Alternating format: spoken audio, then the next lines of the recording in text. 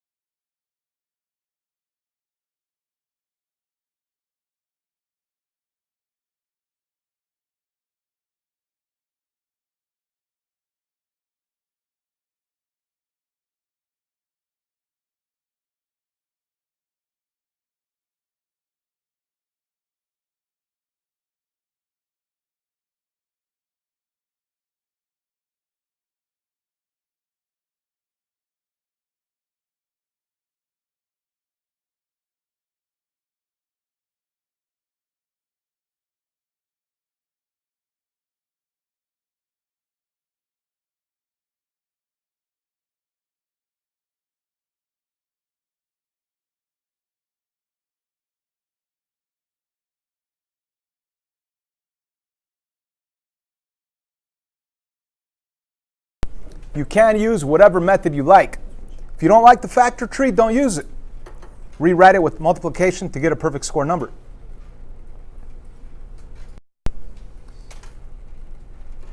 So that would be 9 times 11. Split the root. 3 square root of 11. That's your answer. Number 5. I missed number 5. Where is it at? It's over here. Ladies and gentlemen, there's many ways of doing these problems, and they're pretty fun, to be honest with you. You could write both of these together underneath one square root and say 2 times 10, which would be the square root of 20, which now can be rewritten as 4 times 5 and split the square root, which means that your answer would be 2 square root of 5. You get it? Let me show you an alternate method. You could also recognize that there's a square root of 2 right here, and that this 10, you could technically break down that 10 to the square root of 2 times square root of 5. Let me actually do this on the side. So I copied it over, and I know that breaking it down to 2 times 5, it seems pointless because there is no perfect square number. But check this out.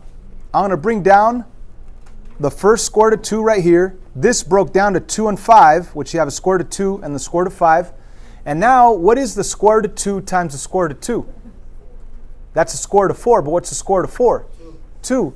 So in reality, you have 2 square root of 5. Notice it's the same exact answer right there. So there's different ways of doing it, right? Same thing here. You can, if you wanted to, take both roots, multiply 5 times 60 and put them together underneath one square root. So you could say 5 times 60. 5 times 60 is simply 300. And then if you think about simplifying 300, 300 is not a perfect square number, but you could break it down with multiplication to get a perfect square number. You want to use the highest perfect square number possible, like 100. 100 times 3. If you split the root, what do you get? 10 square root of 3. I think we had that on one of the flashcards coming in to the class. That's one way of doing it. Another way of doing it is saying, oh, I have a square root of 5 right here. So it would be nice if I could take this 60 and break it down to get a 5 also. So you could rewrite 60 as the square root of 5 times the square root of 12. Does that make sense? 60 breaks down to the square root of 5 times the square root of 12. And this square root of 5, I just wrote it right there. Now, why would I want to do that? Why would I want to break down 60 to 5 and 12? Because 5 is here and 5 is there. And I know that the square root of 5 times the square root of 5 is the square root of 25, which takes you back to what? 5. So I have 5 square root of 12. Now the square root of 12, I could still break that down further. 4 times 3, split the root, bring down the 5. 5 times 2 times square root of 3, 10 square root of 3. Same answer.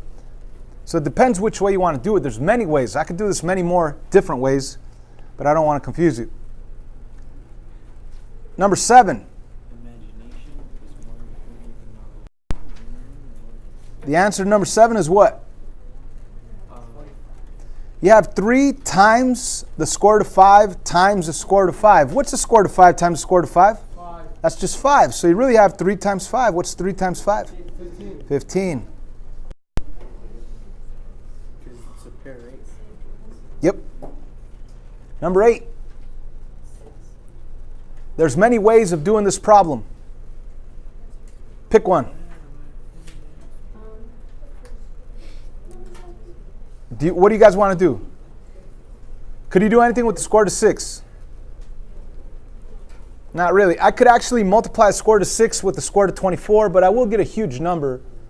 So maybe we don't want to do that. It's up to you.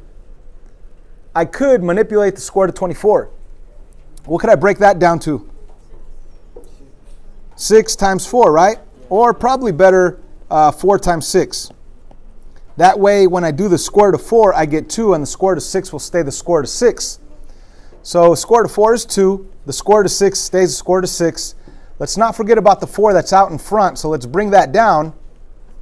Let's also bring this down.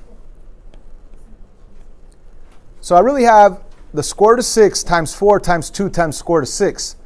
So let me rearrange things. What is 4 times 2? 8. And then the square root of 6 times the square root of 6, what does that become?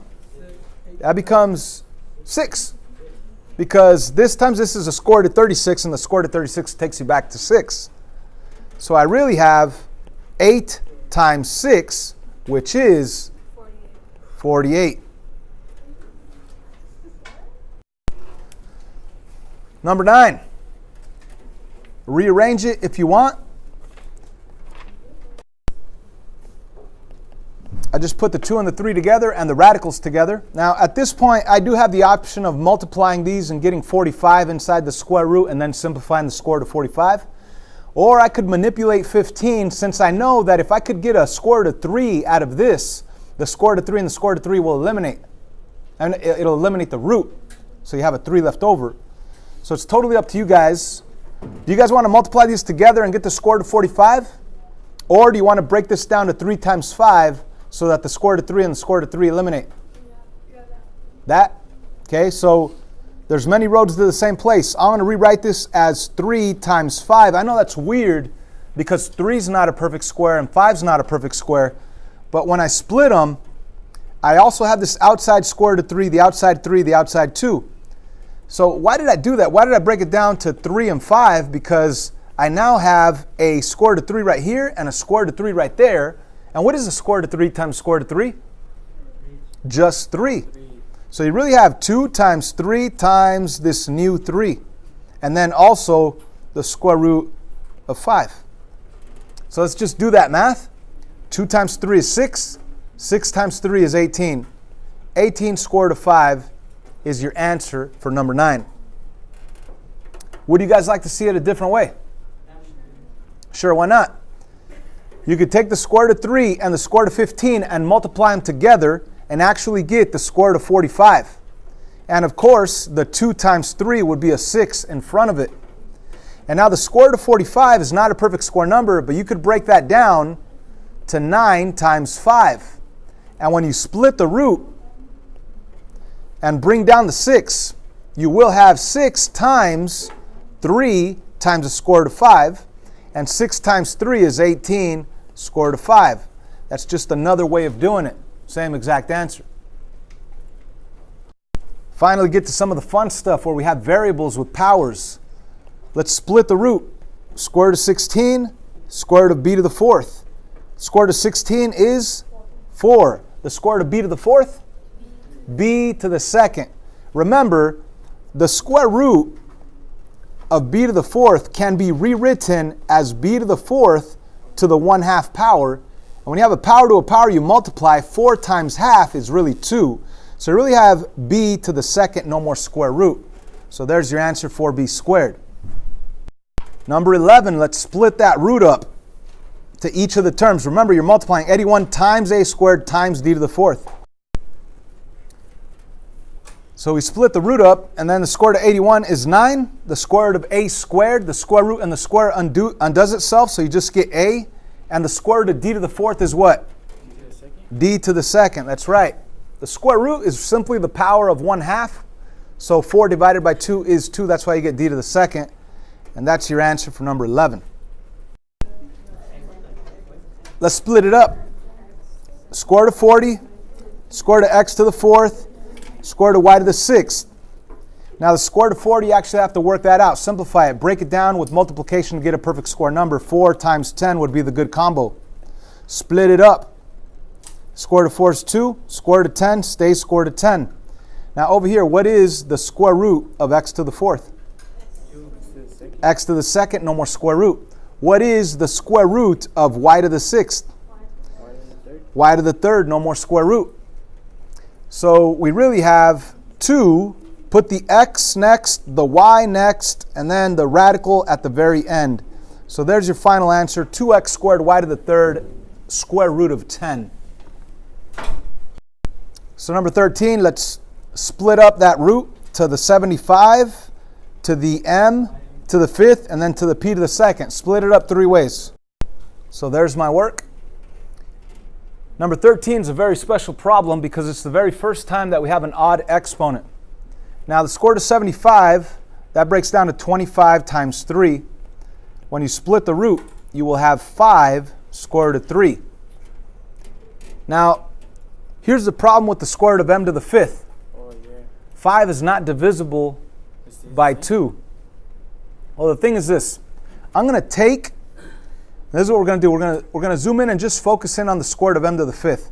Check this out. I'm going to take the square root of m to the 5th, and I'm going to rewrite it as m to the 4th times m. What do you think of that? That's crazy. It's the same thing, right? M to the 4th times m is m to the 5th, right? Yeah. So why would I do that? Because I want an even power, right? So when I split this root, it's going to say the square root of m to the fourth, and then the square root of m. And what about the square root of m to the fourth? What is that? That's m squared. And the square root of m, I'm not going to mess with it. I'm going to leave it inside the square root. So that's why I did that work. And I'll explain more of this tomorrow in class. So the answer here so far is 5 square root of 3 times m to the second times the square root of m. Oh. And now, how about that last term, the p's? That's just p, right? Because the square root of p squared, the square root and the square eliminate themselves, and you just have p left over. Now, what we want to do is rearrange everything. The number first, the letters next in alphabetical order, and then the radicals at the very end. So my final answer will be 5 m squared p, and then the radicals at the very end. I have two radicals. Now, instead of me saying the square root of 3 times the square root of m, I'm going to actually put it together right here and just put it 3 times m, which is 3m. It's the same thing? It's the same thing. Remember, you could split the radical apart or you could put them together. Since there's nothing to do, it's better that you put it together. It looks nicer. Number 14, you're going to split that radical. You're going to have the square root of 5 over the square root of 3. Now, you don't want a radical in the denominator, so you're going to have to what? Multiply both top and bottom by what? By 5. No, by... By that same radical value. Oh, yeah. Why? Because the square root of 3 times the square root of 3, that's just 3 on the bottom. Now, up on top, I have the square root of 5 times the square root of 3. There's really nothing to do, but I am going to put it together so it'll look nicer. So what's going to be up on top? The square root of 15. And of course, square root of 15, you cannot break it down to get a perfect square number. Number 15, we're going to split that root. It's going to be the square root of 1 over the square root of 6. The square root of 1 is the nice, beautiful number 1. Now the square root of 6, I can't break it down, but I can't leave it on the bottom. I cannot. So I need to multiply both top and bottom by what? The square root of 6, the same exact value. So when I do square root of 6 times square root of 6, what's my answer? Square root of 36, which is just 6. Now up on top, when I go 1 times square root of 6, that's just the square root of 6. So your final answer is square root of 6 over 6.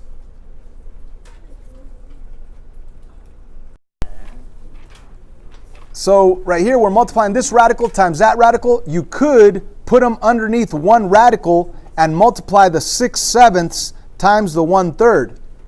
Now, why would I do that? Because I know that 6 is on top and 3 is on the bottom. 3 will cancel with the 6 and you have a 2 left over up on top. So this is just one way of doing it. You might not have done it this way, but I think this is the best way to do it. You will have a 2 on top and a 7 on the bottom and a square root on that 2/7. So we did have two separate radicals with two fractions. Now we only have one radical with one fraction. And of course, we are going to split the root to the 2 and to the 7. And you can't leave the square root of 7 on the bottom. So we're going to multiply both top and bottom by the square root of 7. Now, this and this, you're just going to put it together. Even though there's nothing to do, you're going to put it together as a square root of 14. And on the bottom, the square root of 7 times the square root of 7 is just 7. And that would be your final answer for number 16. Number 17. You're going to split the root. Square root of q. Square root of 12. Before getting rid of the root on the bottom, I'm going to simplify the square root of 12. The square root of 12 I could rewrite as 4 times 3. That way when I split the root, it'll be 2 square root of 3. Do you guys all agree with that? So this square root of 12 in the denominator, I'm going to rewrite it as 2 square root of 3. So far, I have the square root of q over 2 square root of 3. Agree? Yeah. Now, you still don't want to leave that radical on the bottom, so you're going to have to multiply both top and bottom by what? If you don't want the square root of 3 on the bottom. You're going to have to multiply by the square root of 3. and the square root of 3. The 2 is fine. The 2 is a regular 2 on the outside of the radical. So you're only going to multiply by the square root of 3. That way, when you go, what's the square root of 3 times the square root of 3? It's 3. It's just 3. So check this out. My answer on the bottom is going to have this 2 right here, and it's going to have just 3. So times 3. Because the square root of 3 times the square root of 3, that's just 3. And up on top, I'm going to actually multiply this radical with this radical and put them together. So up on top, I will have the square root of 3q. So the final best answer is going to be the square root of 3q over 6. The square root of 3q over 6. Number 18. Split the root to both. And when you look at the numerator, the square root of 4h, and if you were to split the root right there on the 4h, you'll get the square root of 4 times the square root of h. So on the numerator, on our answer, you will have 2 square root of h. The square root of h you don't mess with, but the 2 is now on the outside because the square root of 4 is 2. Now on the bottom, we have the square root of 5, but I can't leave a square root on the bottom. I do not know why I left all this space in between it, sorry. But when I multiply by the square root of 5 and the square root of 5, on the bottom I will end up with just 5, no more square root. And on the top I will end up with 2 square root of 5h. That would be my final answer on number 18. Tired. Number 19. Split the root. Up on top, you could simplify the square root of 12. Let me do it down here. 12 breaks down to 4 times 3. Split the root, you'll get 2 square root of 3. So instead of the square root of 12 up on top, I'm going to write 2 square root of 3. So over here I have 2 square root of 3. And on the bottom, the square root of b squared, that's just b. So 2 square root of 3 over b is your final answer for number 19. And the last, final question on this whole stinking homework. Split the root. And then you could tackle the numerator and then the denominator. So if you did the square root of 45 to get your answer up on top, that breaks down to 9 times 5. And if you split the root, you will get 3 square root of 5. So up on top, you get 3 square root of 5. On the bottom, you could take that 4m to the 4th, and you could split the root. Square root of 4, square root of m to the 4th.